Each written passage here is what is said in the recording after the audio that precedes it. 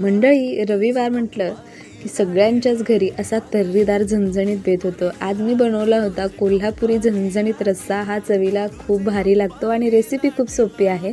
तर इथं मी अर्धा किलो चिकन स्वच्छ धुवून घेतलं. त्यामध्ये थोडीशी हळद आणि चवीनुसार मीठ घालून हे मॅरिनेट करून साईडला ठेवलं, जोपर्यंत आपण मसाला तयार करून घेत नाही. कोल्हापूर साईडचा जो रस्सा असतो ना, त्यामध्ये स्पेशल सौदा तयार केला जातो.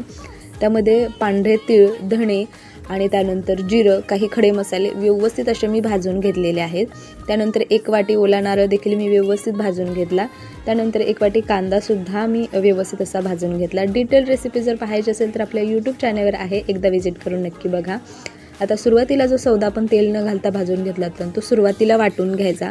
त्यानंतर त्याच भांड्यामध्ये मी खोबरं वाटलं, थोडीशी कोथिंबीर घातली आणि त्यानंतर कांदा घातला. म्हणजे स्टेप बाय स्टेप हे सगळं मी व्यवस्थित असं वाटून घेतलं, जेणेकरून हे व्यवस्थित असं वाटलं जातं.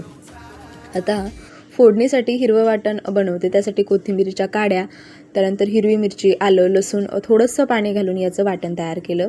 टोपामध्ये 2 चमचे तेल गरम करून घेतलं. त्यामध्ये हिरवं वाटण घातलं. हिरवं वाटण परतलं की त्यामध्ये साठवणीतलं जे काळं तिखट असतं ते घातलं. तयार केलेला जो मसाला आहे तो घालायचा. तेल सुटेपर्यंत व्यवस्थित परतून घ्यायचं. त्यानंतर मॅरिनेट केलेलं चिकन यामध्ये घालायचं.